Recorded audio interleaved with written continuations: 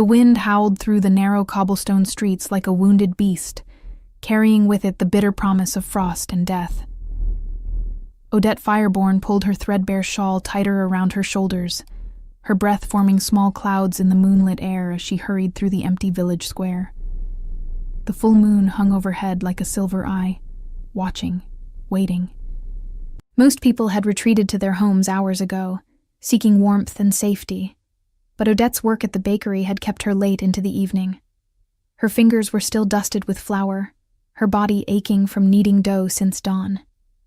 She was almost to the edge of the square when she heard it. A soft whimper, barely audible above the wind's mournful song. Odette stopped, her heart suddenly loud in her ears. There, huddled against the stone wall of the old chapel, was a figure dressed in nothing but a thin nightgown, trembling violently in the merciless cold. Odette's feet moved before her mind could catch up. The woman was elderly, her silver hair matted and wild, her lips tinged with blue. Her eyes, when they flickered open, were clouded with confusion and fear. "Please," the old woman whispered, her voice cracking like ice breaking on a frozen lake. "I cannot remember. I cannot find my way home." Without hesitation, Odette unfastened the clasp of her cloak. It was the only warm thing she owned, purchased with coins saved over months of labor. The green wool had been her protection against winter's cruelty, her comfort on endless cold nights. But looking at this fragile woman, shaking like a leaf in a storm, Odette knew there was no choice to be made. She draped the cloak around the woman's frail shoulders, wrapping her carefully as one might wrap a precious gift. The woman's fingers, gnarled with age, clutched at the fabric with desperate gratitude. "There now," Odette murmured, her voice soft as summer rain. "You are safe. I will help you." The old woman looked up at her, and for a moment, something cleared in those clouded eyes. Recognition, perhaps, or simply the acknowledgement of kindness in a harsh world. A tear slid down her weathered cheek.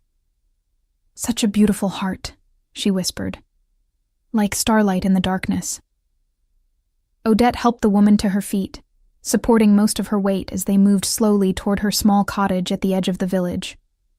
The wind seemed to grow angrier, tearing at their hair and clothes, as if furious that its victim was escaping. Odette's own body began to shiver almost immediately without her cloak, but she pushed the discomfort aside. The woman needed warmth. The woman needed safety. Nothing else mattered. They had barely reached the cottage door when the sound of hoofbeats shattered the night's quiet. Multiple horses moving fast, their rhythm urgent and purposeful. Odette turned, instinctively moving to shield the old woman behind her. Through the swirling mist and moonlight, riders emerged like phantoms from a dream. At their center rode a man who seemed carved from shadow and silver, his presence so commanding that the very air around him seemed to bend in acknowledgement. He sat astride a massive black stallion, his long dark hair whipping in the wind, his broad shoulders draped in a cloak that shimmered like midnight water. Even from a distance, Odette could feel the raw power emanating from him, something primal and untamed that made her Omega instincts flare to life. The riders pulled their horses to a halt, and the man dismounted in one fluid motion. He was tall, powerfully built, his body moving with the controlled grace of a predator. A neatly trimmed beard framed a face of sharp angles and fierce beauty, but it was his eyes that captured Odette completely. They were the color of amber catching firelight, burning with an intensity that made her breath catch in her throat. Before we continue with the story, tell us where you're watching from and how old you are. I hope you enjoy the story. Those eyes swept across the scene, taking in everything in an instant, and then they locked onto the old woman behind Odette. The transformation that overtook the man's face was startling in its vulnerability. The fierce mask cracked, revealing something raw and desperate beneath. "Mother," he breathed, and the word carried the weight of 1,000 prayers. He crossed the distance between them in 3 powerful strides, and Odette found herself stepping aside as he dropped to his knees before the old woman. His hands, large and calloused, reached out to cup her face with a gentleness that seemed impossible for someone so formidable. "Mother, I have been searching everywhere for you. Are you hurt? Are you well?" His voice, though controlled, trembled at the edges. The old woman blinked at him, confusion still clouding her features. Then, slowly, recognition dawned. Her weathered hand reached up to touch his bearded cheek. "Cedric," she whispered. "My son. I became lost. The morning was so beautiful, and I wanted to see the gardens. But then there was a carriage, and I thought perhaps I should visit the market, and then I could not remember the way back." Tears filled her eyes. "I was so cold, Cedric. So very cold." Cedric Silverclaw, Alpha King of the Northern Territories, closed his eyes briefly, and Odette saw him swallow hard against the emotion threatening to overwhelm him. When he opened his eyes again, they were fierce with barely contained rage. "Who allowed this to happen?" he demanded, his voice dropping to a growl that made his men straighten in their saddles. "Who permitted my mother to leave the castle unattended? Who failed to notice she was gone for an entire day?" One of the riders, a younger man with nervous eyes, began to speak. "Your Majesty, the servant said she rose early and seemed perfectly lucid. She told them she wished to walk in the gardens alone, and they thought..." Cedric cut him off, the words sharp as broken glass. "They will be dealt with accordingly. My mother's condition is well known. She wanders when the confusion takes her. There should have been someone with her at all times." The old woman touched his arm gently. "Do not be too harsh, my son. They meant no harm. I can be quite insistent when I wish to be." Cedric's expression softened instantly when he looked back at his mother, the fury melting into tender concern.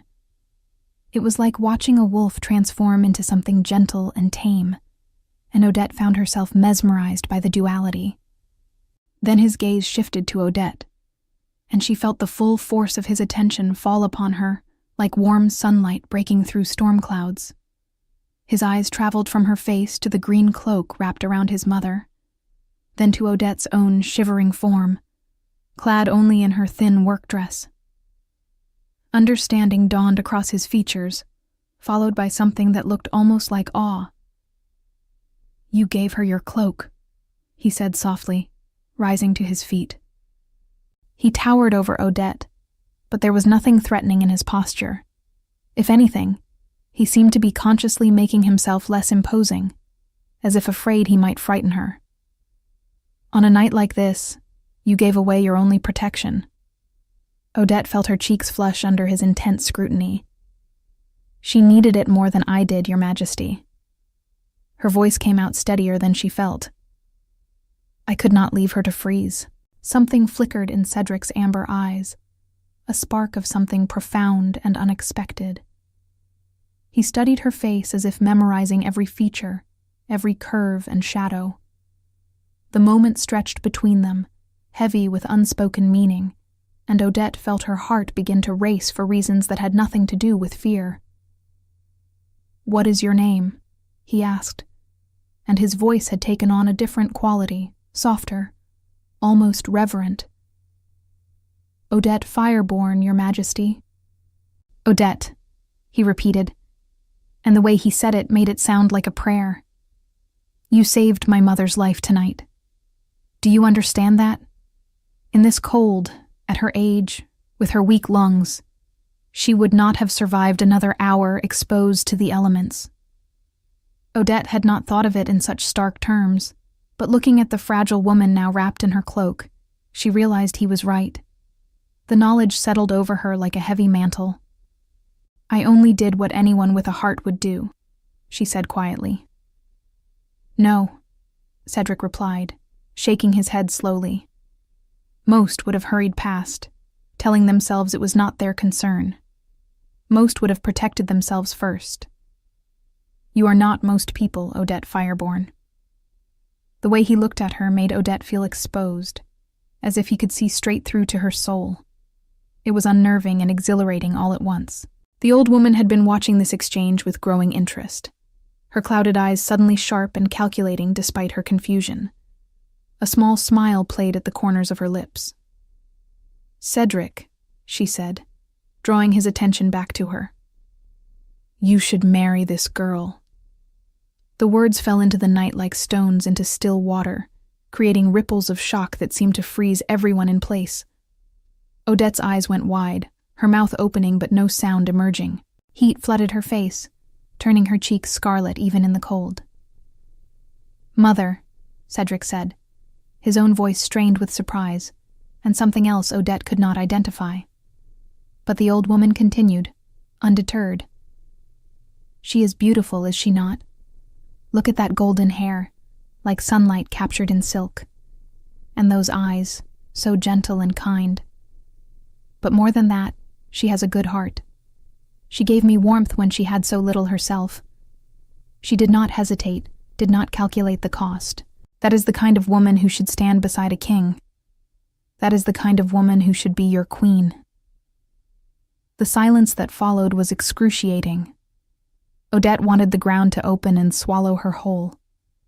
She could not bring herself to look at the Alpha King, could not bear to see whatever expression his face held. Amusement, perhaps, or pity for the poor Omega who had accidentally stumbled into this mortifying situation. "Mother, you embarrass the young woman," Cedric said, but his voice was gentle, lacking any hint of mockery. "I speak only truth," his mother replied stubbornly.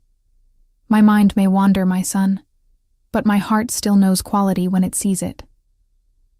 Cedric finally looked back at Odette, and what she saw in his eyes made her breath catch. It was not amusement or pity. It was something far more dangerous, far more intense. It was the look of a man who had just discovered something precious and rare, and who had no intention of letting it slip away. "My mother's mind may drift," he said slowly, his gaze never leaving Odette's face. "But she has always been an excellent judge of character. Perhaps the confusion strips away the pretense we all hide behind, leaving only the essential truths visible." He took a step closer to Odette, and she had to tilt her head back to maintain eye contact. This close, she could smell him, pine and leather, and something wild and intoxicating that made her Omega nature sing with recognition and longing. "You are cold," he observed, already unfastening his own cloak. Before Odette could protest, he had draped the heavy fabric around her shoulders. The cloak was huge on her smaller frame, the hem pooling on the ground, but it was gloriously warm, still carrying the heat of his body. It smelled like him, and Odette had to resist the urge to bury her face in the soft material. "Your Majesty, I cannot accept," she began. "You can, and you will," he interrupted firmly, but there was no harshness in his tone. "You gave your protection to my mother. It is only right that I offer mine to you in return." His fingers brushed against her collarbone as he fastened the cloak's clasp, and even that brief contact sent electricity racing through Odette's body. She saw his eyes darken, his nostrils flare slightly, and knew he had felt it too, that inexplicable, undeniable pull. "Dimitri," Cedric called to one of his men without breaking eye contact with Odette. "Bring a horse-drawn carriage from the village.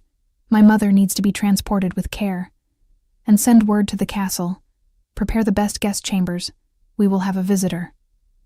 "Your Majesty, that is not necessary," Odette protested, finding her voice again. "I live here, in this cottage. I have work tomorrow at the bakery. I cannot simply—" "The bakery can survive without you for a few days," Cedric said, and though his words were commanding, his tone remained gentle. "You have done my family a service beyond measure. You will allow me to offer you proper hospitality and gratitude." Besides, his lips curved into a slight smile, and Odette felt her heart stutter. "My mother seems quite taken with you. It would distress her if you did not join us, at least for a short while." The old woman nodded enthusiastically, clutching Odette's cloak tighter around herself. Yes, you must come. I do not remember many things clearly anymore. But I will remember your kindness, child. Please come with us." Looking between the Alpha King and his mother, both gazing at her with such earnest expectation, Odette felt her resistance crumble. Perhaps it was foolish. Perhaps she was walking into a situation far beyond her understanding. But something in Cedric's eyes called to something deep within her, and she found herself unable to refuse. "Just for a day or two," she conceded quietly. "I must return to my work soon." Cedric's smile widened, transforming his fierce features into something breathtaking. "Of course, whatever you wish." The carriage arrived shortly, an elegant enclosed vehicle with plush seats and thick blankets. Cedric lifted his mother into it with such care and gentleness that Odette felt her chest tighten with emotion. This powerful man, who commanded armies and ruled vast territories, treated his confused elderly mother like the most precious treasure in his kingdom. When he turned to help Odette into the carriage, his hands spanned her waist easily, lifting her as if she weighed nothing at all. For a moment, she was suspended in his grip, her face level with his, and time seemed to stop. Their eyes met, and in his amber gaze, Odette saw a future she had never dared to imagine. A future of safety, of belonging, of being cherished beyond measure. Then he settled her gently onto the seat beside his mother, and the moment passed, but its echo remained, thrumming in the air between them. Cedric mounted his horse to ride alongside the carriage, but he positioned himself at the window where Odette sat, as if he could not bear to let her out of his sight. As they began the journey toward the castle, his mother dozed off, exhausted by her ordeal, her head resting against Odette's shoulder. Odette carefully adjusted her position to make the old woman more comfortable, and when she looked up, she found Cedric watching her with an expression of such profound tenderness that it stole the breath from her lungs. "Thank you," he said softly. The words meant only for her.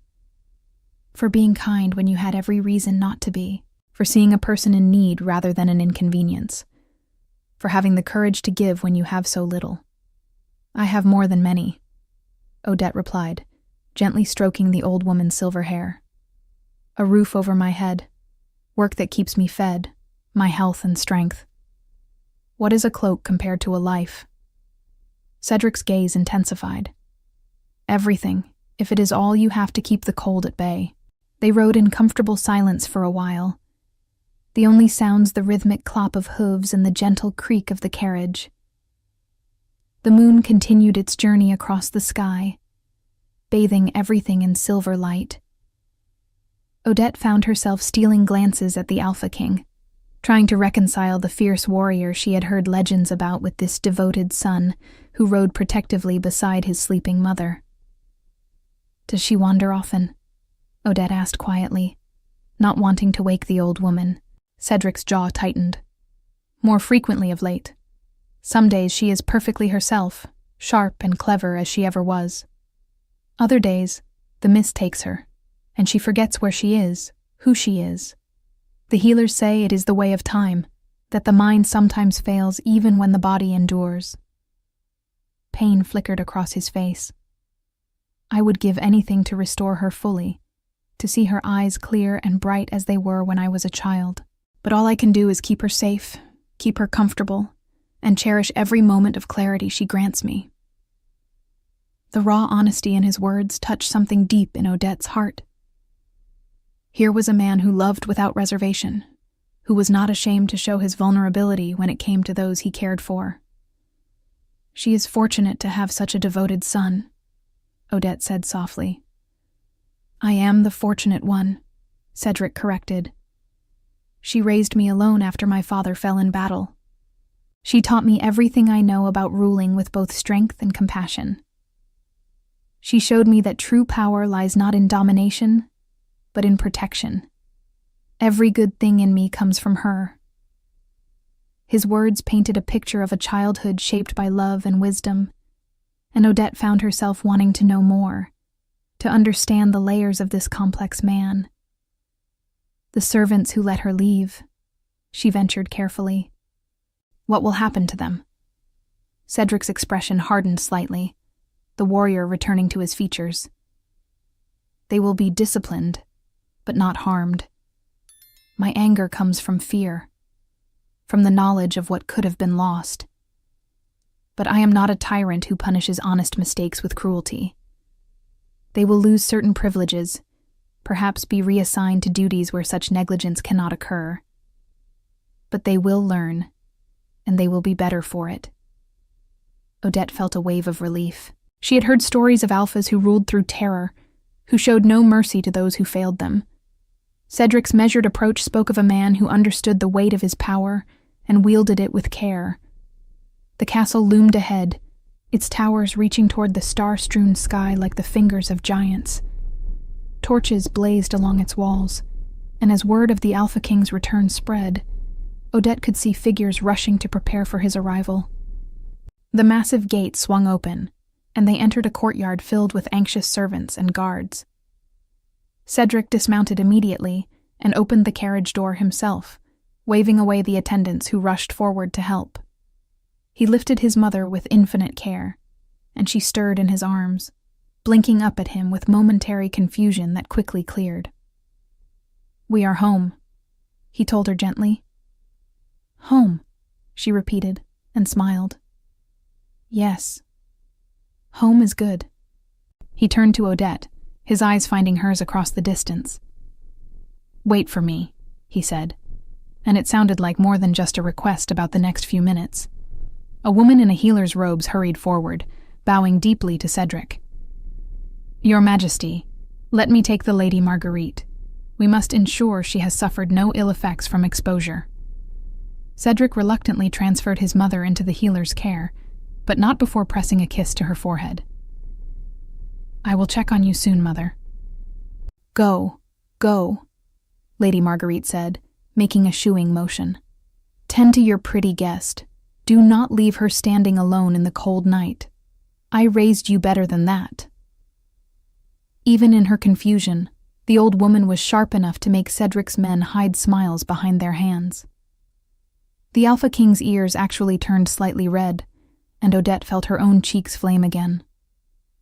Once his mother was safely inside, Cedric returned to the carriage and extended his hand to Odette. "Come, let me show you to your chambers." Odette placed her hand in his, marveling at how her smaller fingers disappeared within his grasp.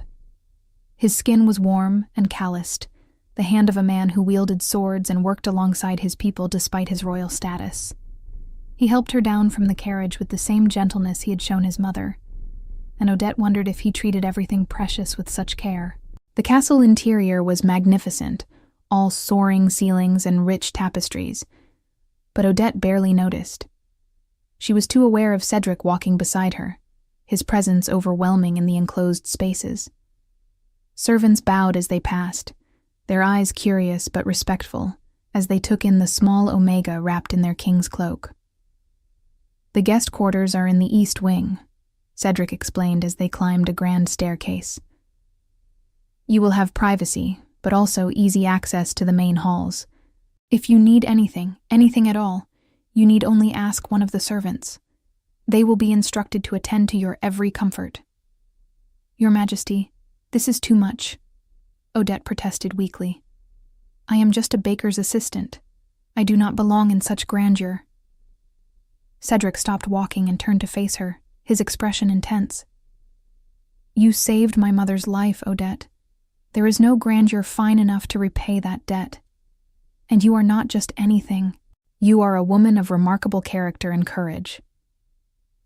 He resumed walking before she could formulate a response, but his words echoed in her mind, warming her from within more effectively than any fire. The chambers he led her to were breathtaking.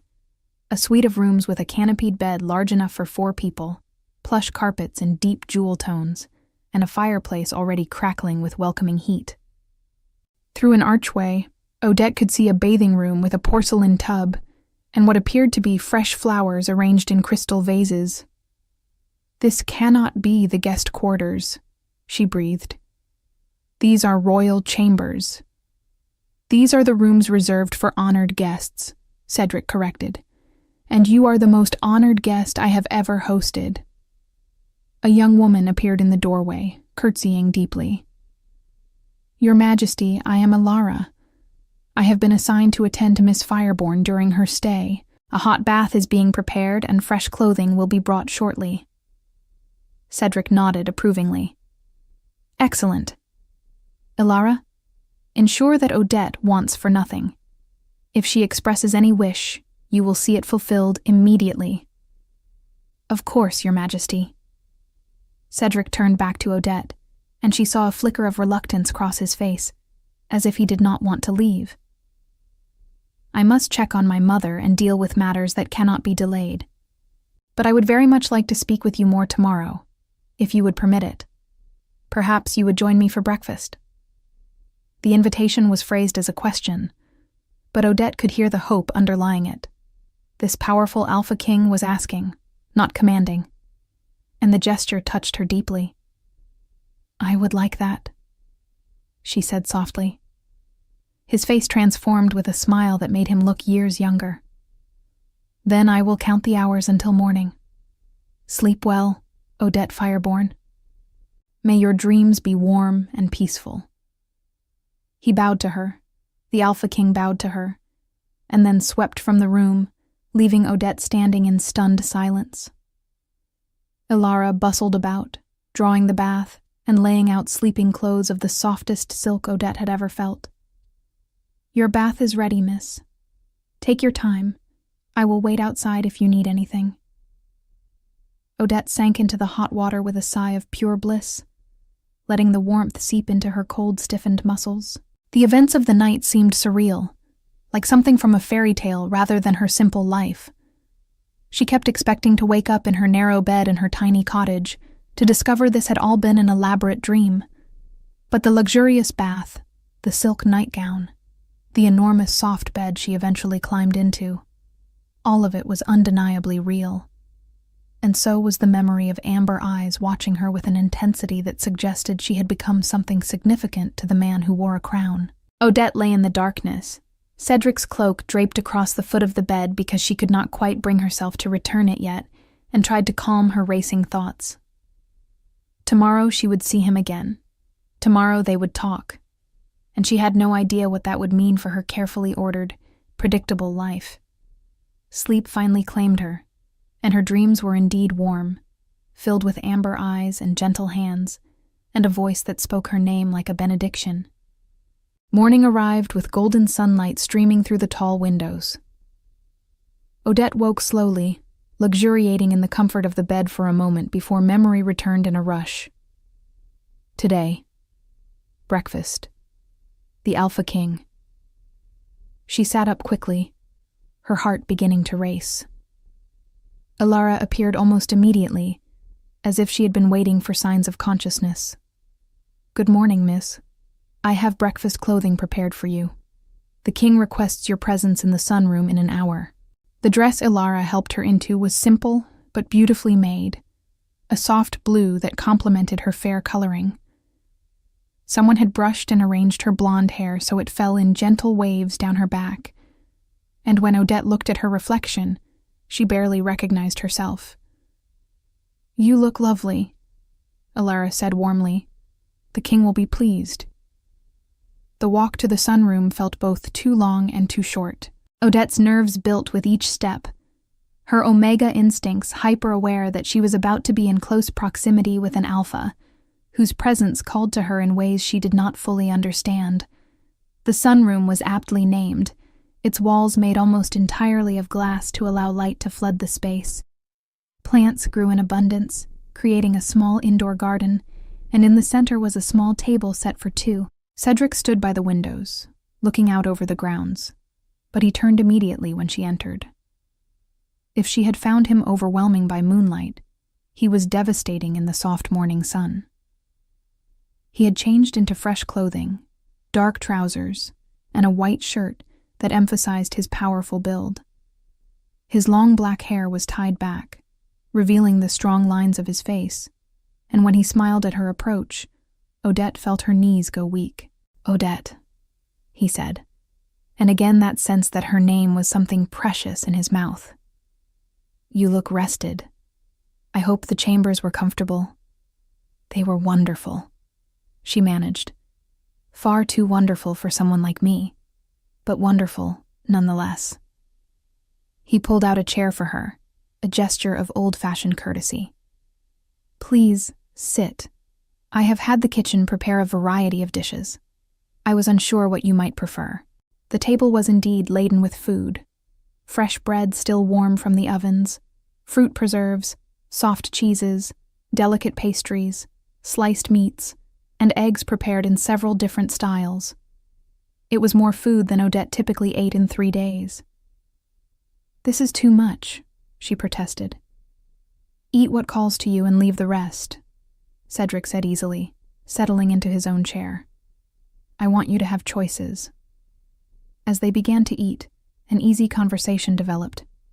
Cedric asked about her work at the bakery, and Odette found herself telling him about the satisfaction of kneading dough, of watching bread rise and turn golden in the ovens, of the elderly couple who owned the bakery and treated her like family. You clearly love your work, Cedric observed, watching her face light up as she spoke. I do, Odette confirmed. There is something honest about it. You follow the recipe, you put in the effort, and you create something that nourishes people. It is simple and pure. Like you, Cedric said quietly, and Odette felt heat rise in her cheeks. Before she could respond, a servant entered and bowed. Your Majesty, forgive the interruption, but Lord Blackwood has arrived with urgent news from the eastern border. Cedric's expression shifted instantly, the relaxed warmth replaced by focused intensity.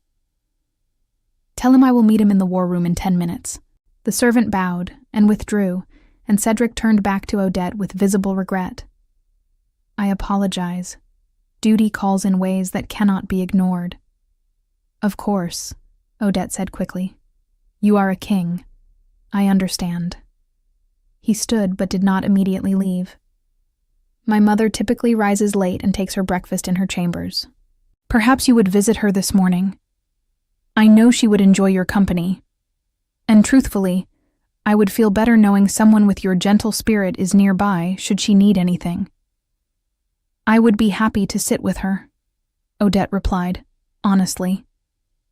Relief and gratitude flashed across Cedric's face. Thank you.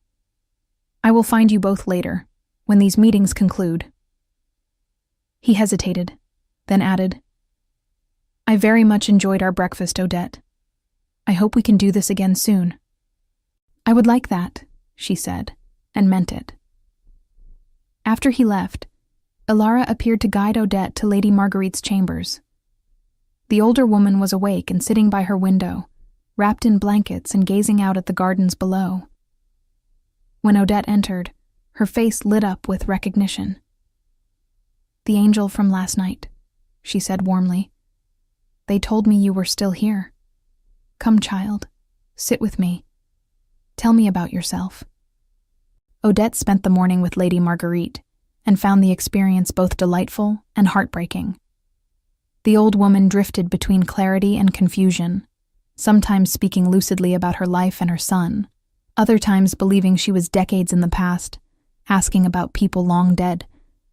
But through it all, there was a fundamental sweetness to her, a gentleness that helped Odette understand where Cedric had learned his own capacity for tenderness. My Cedric is lonely, Lady Marguerite said during one of her clear moments. He pretends he is not, buries himself in duty and ruling, but I am his mother. I know.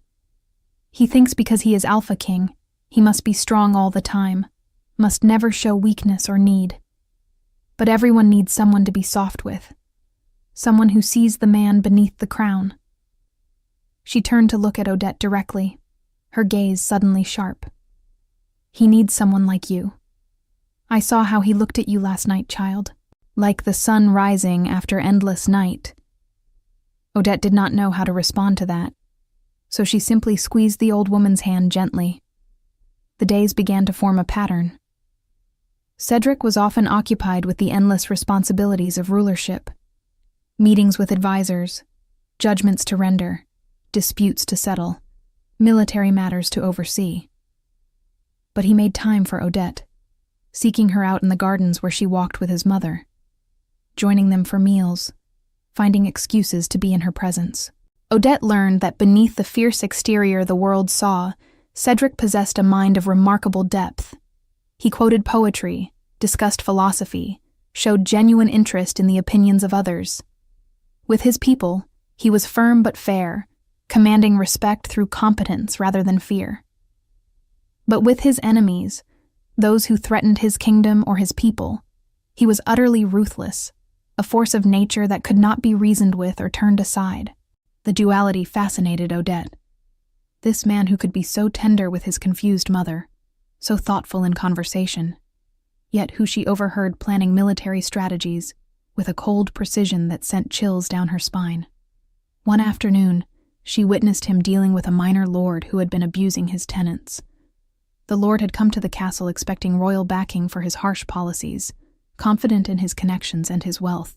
Odette watched from the gallery as Cedric listened to the man's justifications, his face carved from stone.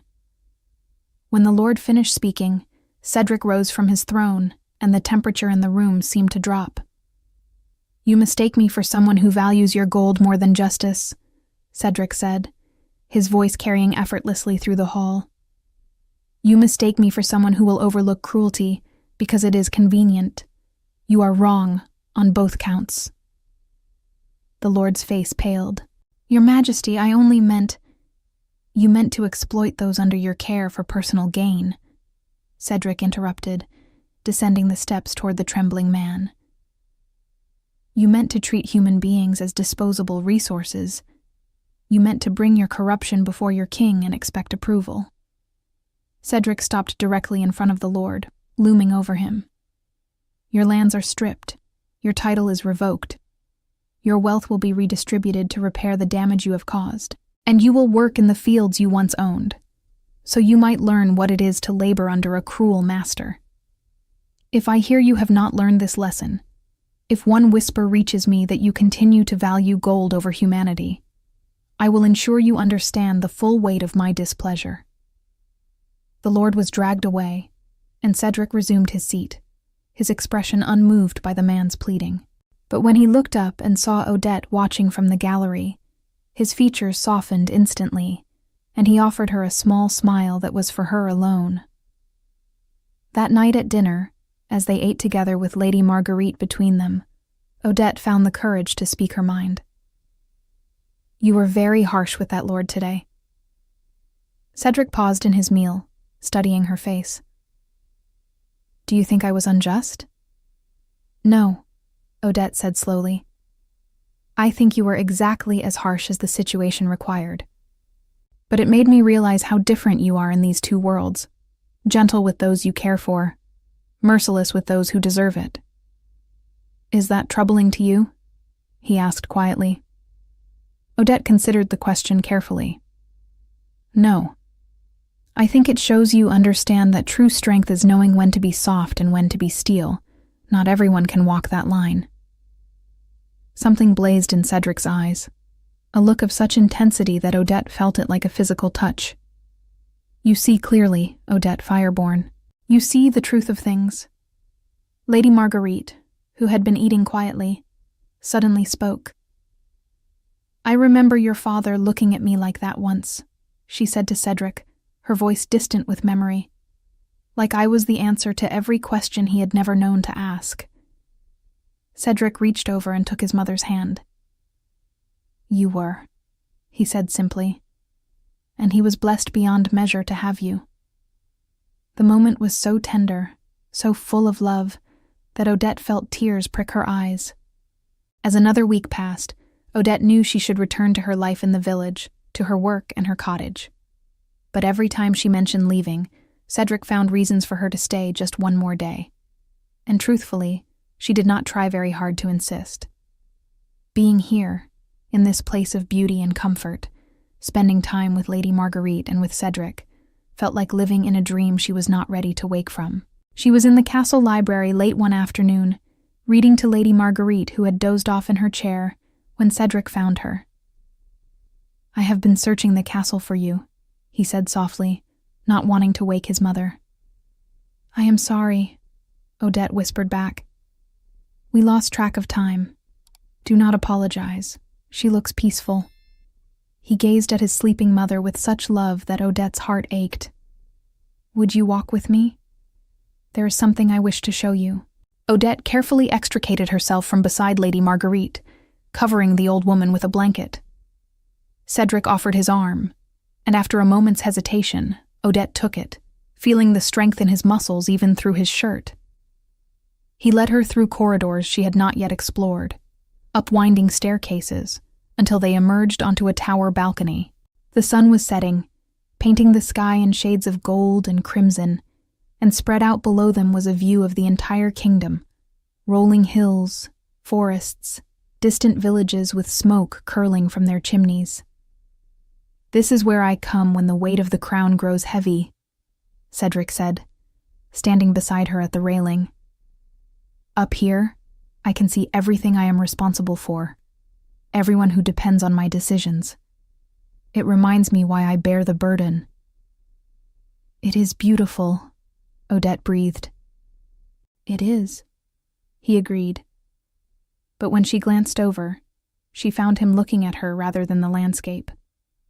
The moment stretched between them, charged with something neither had yet named. The wind played with Odette's golden hair, and Cedric reached out slowly, as if giving her time to pull away, and tucked a loose strand behind her ear. His fingers lingered against her cheek, warm and gentle. I need to tell you something, he said, his voice low and serious. And I need you to be honest with me in return. Odette's heart began to race. What is it? From the moment I saw you in that village square, wrapped in moonlight with my mother sheltered behind you, something in me recognized you. Not in the way one recognizes a familiar face, but deeper. Recognition of the soul. Every moment I spend in your presence confirms what I felt in that first instant. He took a breath, and Odette saw vulnerability in his amber eyes. Odette, you are my mate. The words hung in the air between them, enormous and irrevocable.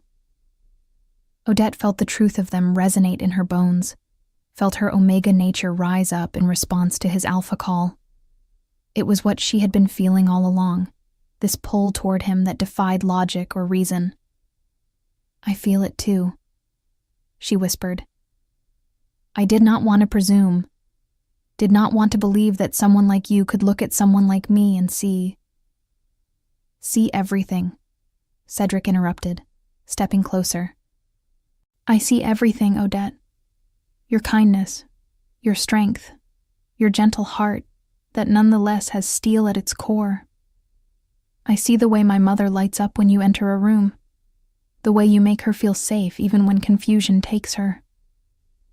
I see how you move through the world trying to add more to it than you take.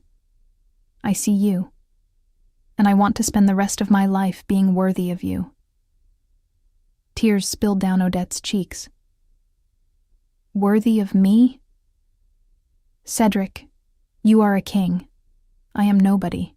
His hands came up to cup her face, thumbs wiping away her tears. You are not nobody. You are the woman who saved what is most precious to me. You are the woman who gives without counting the cost. You are the woman my heart has been searching for without knowing it. You are everything. I am afraid, she confessed. I do not know how to be what you need. I do not know how to be a queen. I am not asking you to be a queen, Cedric said. I am asking you to be yourself, to be my partner, my mate, my home. Everything else, we will figure out together. He paused, his eyes searching hers. But I will not pressure you, Odette. If you need time, if you need space to think, I will give you that. Your choice is your own, and I will respect it, even if it breaks my heart. Looking into his eyes, seeing the raw honesty there, Odette felt her fear begin to dissolve. Yes, this was overwhelming. Yes, her life would change in ways she could not fully comprehend. But when had she ever chosen the safe path? She had given her only cloak to a freezing stranger without hesitation. Could she not take this leap with the same courage? "I do not need time," she said softly. "I have known since that first night, when our eyes met and the world shifted on its axis. I have been waiting for you all my life, Cedric Silverclaw. Even though I did not know your name or your face, my heart knows you. My soul knows you." The smile that broke across his face was radiant, transforming him into something beyond handsome, beyond powerful, into something transcendent with joy. He leaned down slowly, giving her every opportunity to pull away, and when Odette tilted her face up to meet him, their lips touched for the first time.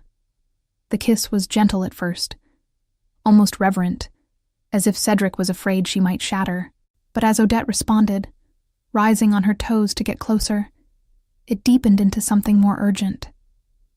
His arms wrapped around her, pulling her against his body, and she felt the leashed strength in him, the careful control he maintained even now. One of her hands slid into his long hair, and she felt him shudder against her. When they finally broke apart, both breathing hard, Cedric rested his forehead against hers. "I will spend every day of the rest of my life making you happy," he vowed. "This I swear." "Just love me," Odette replied.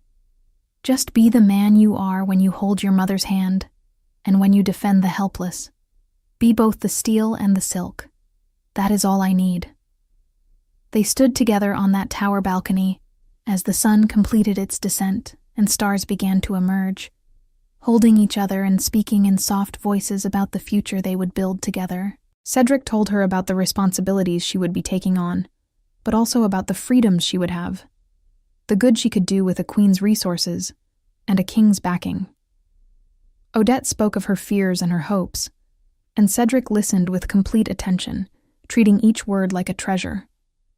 Eventually, they returned inside to find Lady Marguerite awake and being fretted over by servants.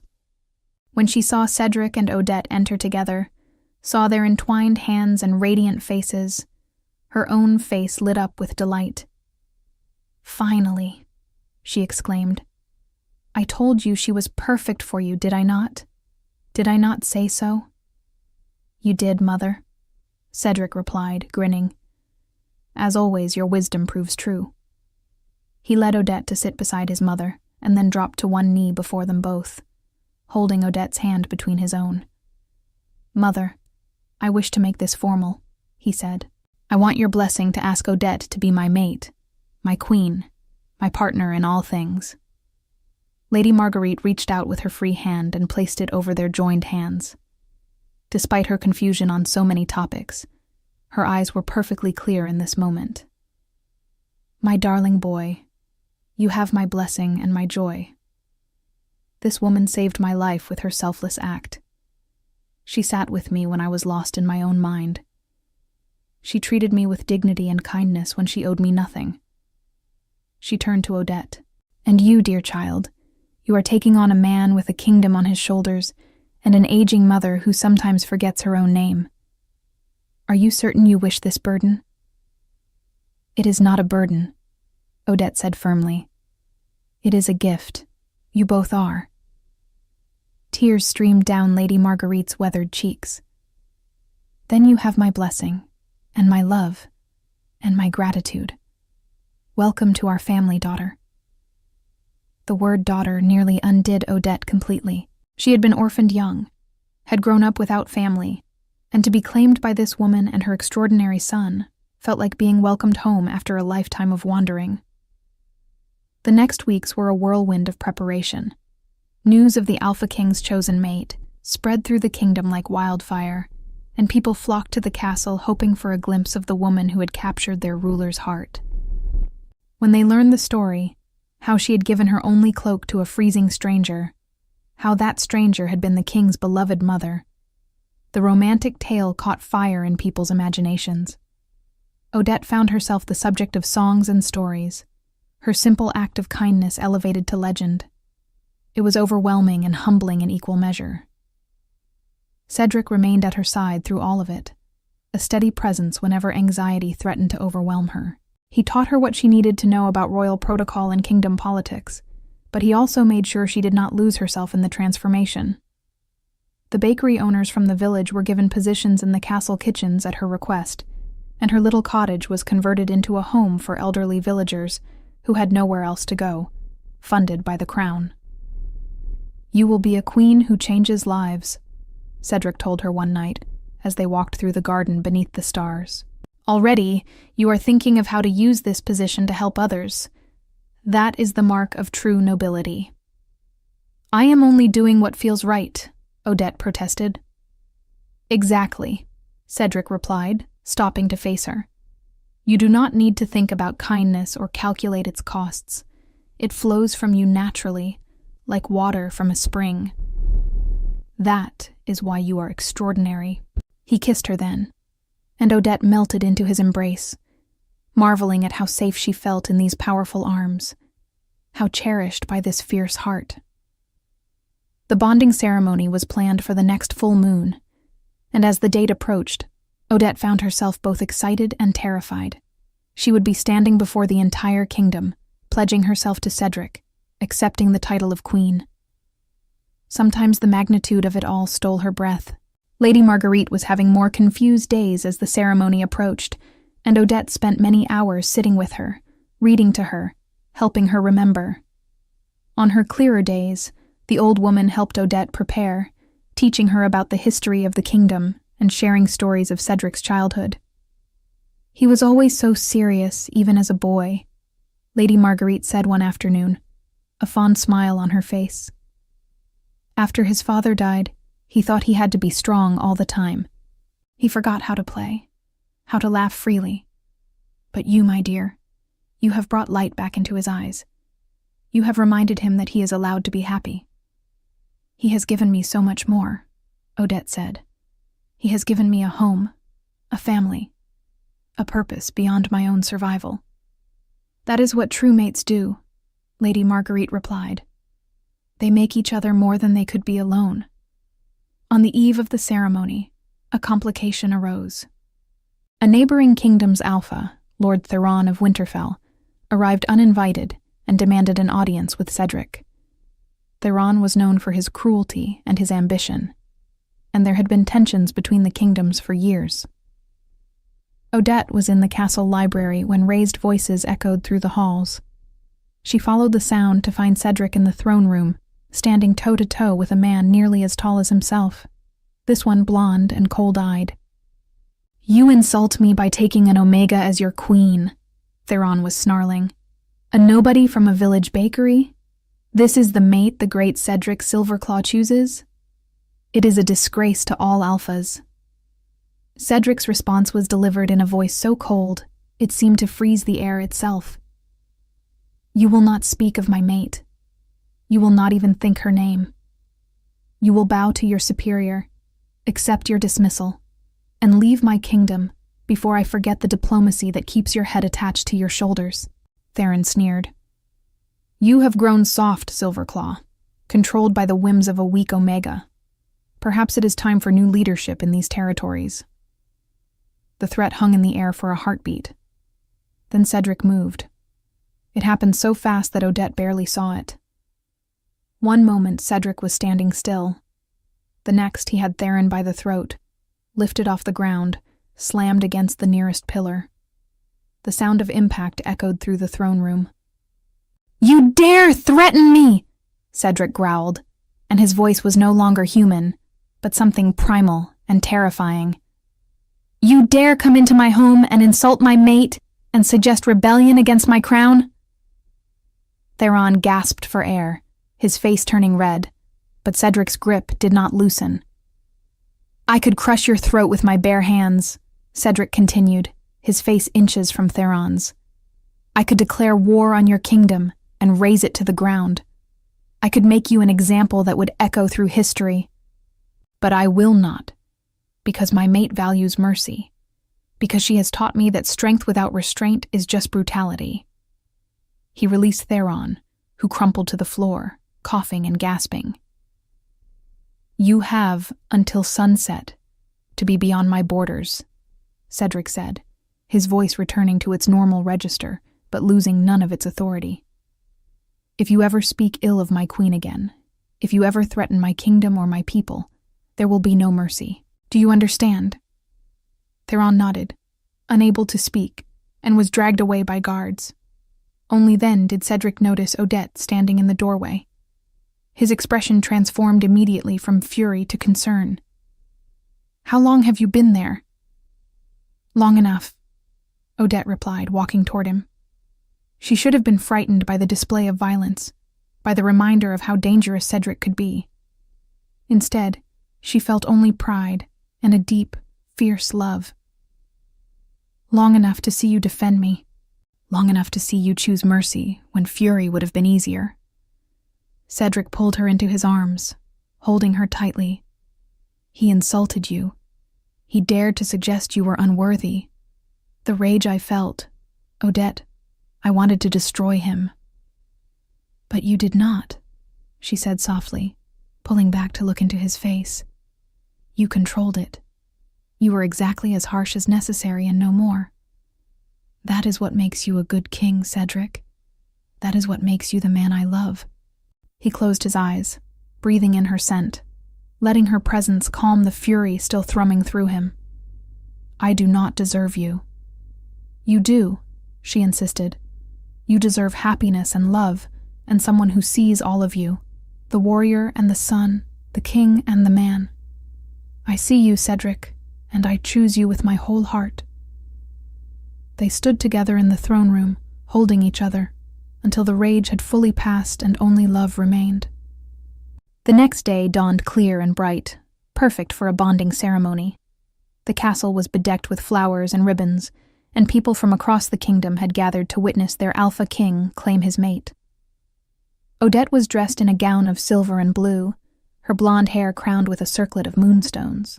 Lady Marguerite, having one of her clear days, helped her prepare, fussing over every detail with the focused attention of a mother preparing her daughter for the most important day of her life. You are so beautiful, Lady Marguerite said, tears in her eyes. My son is blessed beyond measure. I am the blessed one, Odette replied, squeezing the old woman's hands. When the time came, Odette walked through the castle toward the great hall, where the ceremony would take place. The doors opened, and she saw Cedric waiting for her at the far end, standing before an altar, wearing formal robes that marked him as both king and alpha. His eyes found hers across the distance, and the love and wonder in his gaze nearly stopped her heart. She walked toward him on unsteady legs, and with each step, she left behind the life she had known and stepped into the life waiting for her. When she reached him, he took her hands, and the strength and warmth in his grip steadied her. The elder who would perform the ceremony began to speak, his voice carrying through the hall, but Odette barely heard the formal words. She was lost in Cedric's eyes, in the promises she saw there.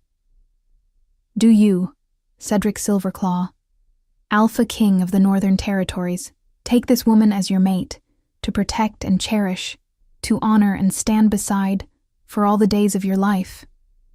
I do, Cedric said, his voice ringing clear and strong.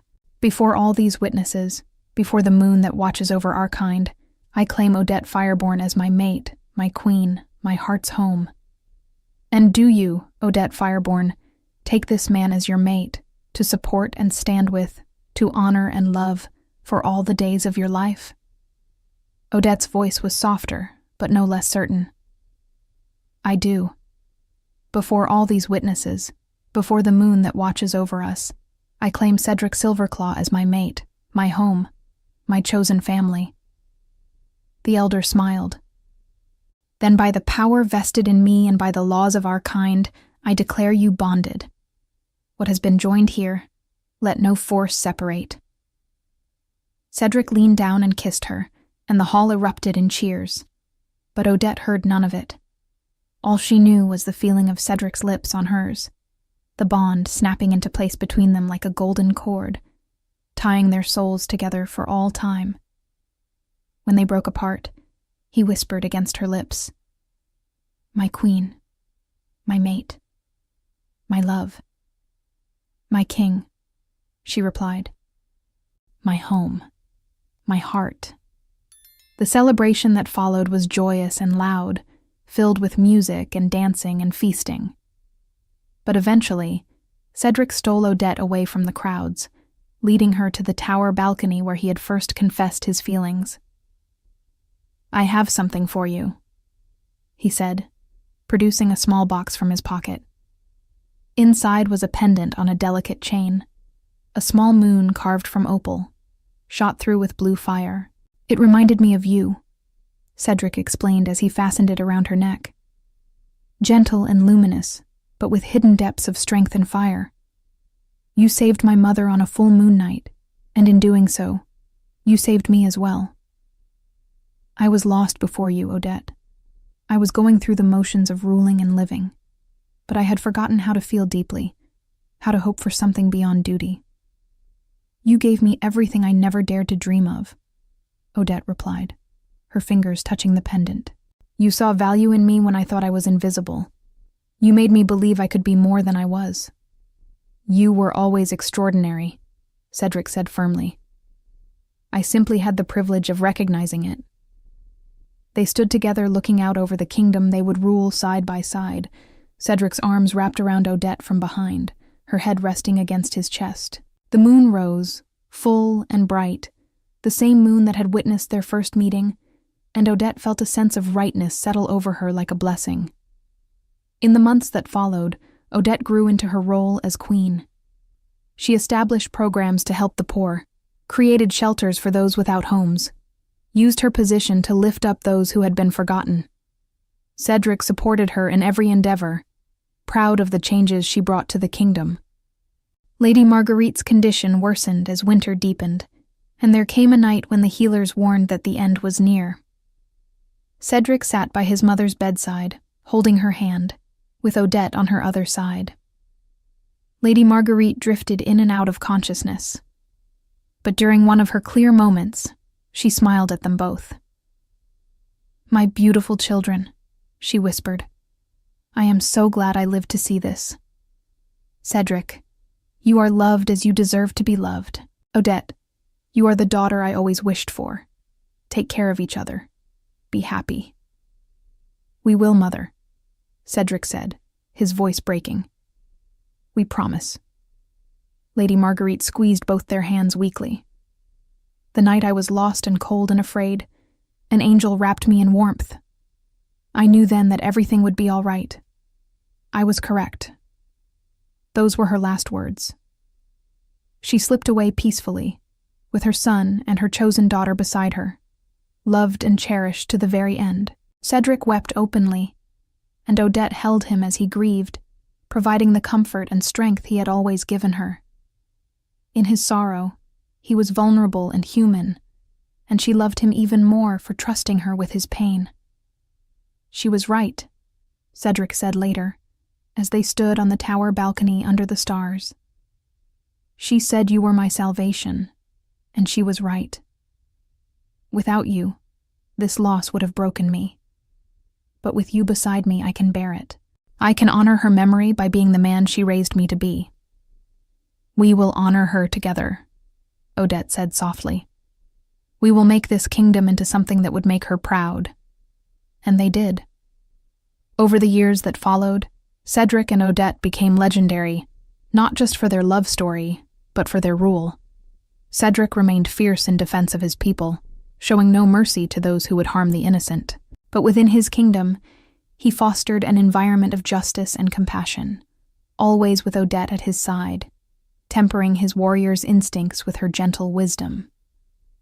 They had children eventually, a daughter with Cedric's dark hair and Odette's gentle eyes, and twin sons with Odette's blonde hair and Cedric's fierce spirit. And when those children asked how their parents met, Odette would tell them the story of a cold night, a freezing old woman, and a cloak given without hesitation. That cloak was magic, the children would say. No, Odette would reply, glancing at Cedric with eyes full of love. The cloak was just a cloak. What was magic was the kindness it represented, and the recognition of two souls meant to find each other. "Your mother saved my mother," Cedric would add, pulling Odette close. "And in doing so, she saved me too. She taught me that true strength is found not in conquest or dominance, but in choosing compassion when cruelty would be easier." Years later, when Odette had silver threads in her golden hair, and Cedric's beard had gone gray, they would still walk to that tower balcony on full moon nights. And Cedric would wrap his cloak around her shoulders, just as she had once wrapped hers around a confused old woman on a frozen street, and they would stand together, looking out over the kingdom they had built with love and justice and fierce devotion. "I would do it all again," Odette would say. "Every moment, every choice, every fear. It all led me to you." "And I would search every cold street in every kingdom," Cedric would reply, "to find the woman brave enough and kind enough to give everything for a stranger. My queen, my mate, my Odette." The kingdom prospered under their rule, becoming known far and wide as a place where justice and mercy walked hand in hand, where the strong protected the weak, where no one was forgotten or left behind. And when people spoke of King Cedric Silverclaw and Queen Odette Fireborn, they spoke not just of their power or their wisdom, but of the love that had transformed them both, because that was the truth at the heart of their legend. Odette had not just saved an old woman that night. She had saved a king from loneliness, had saved a kingdom from having a ruler who knew only duty and war. And Cedric had saved her in return, had seen her worth when the world had taught her she was invisible, had given her a place to belong and a purpose that mattered. They had saved each other, two souls recognizing each other across the darkness, choosing each other with courage and certainty. And that choice, made on a frozen street under a full moon's light, had rippled outward, changing not just their lives but the lives of countless others. Love, they learned, was not weakness. Love was the greatest strength of all. It was what made mercy possible and cruelty unthinkable. It was what gave meaning to power and purpose to existence. And they had found it, against all odds, through one simple act of kindness that had cost everything and given back infinitely more. On the night Odette finally closed her eyes for the last time, decades after that fateful first meeting, she was surrounded by children and grandchildren, by a kingdom that loved her, and by Cedric, still holding her hand as he had held his mother's hand all those years ago. Her last sight was his face, still fierce and beautiful despite the years, still looking at her as if she was the answer to every question that mattered. And her last thought was gratitude. Gratitude for the freezing night that had changed everything. Gratitude for the old woman who had needed help. Gratitude for the choice to give when she had so little, because that choice had given her everything. Cedric followed her within the year, his heart unable to beat without hers beside it, and they were laid to rest side by side in the royal crypts. On their tomb was carved a simple inscription that became famous throughout the lands, a truth that echoed across generations. She gave her warmth to a stranger in the cold. He gave his heart to the woman who showed him love. Together they gave the world a kingdom where kindness reigned. May we all be so brave. May we all be so blessed. And every winter, on the anniversary of the night they met, the people of the kingdom would light candles in their windows, a reminder that even on the coldest, darkest nights, warmth and love and hope can be found. All it takes is the courage to give what you have, the wisdom to see what matters, and the heart to recognize your destiny when it appears before you, shivering and lost and waiting to be saved.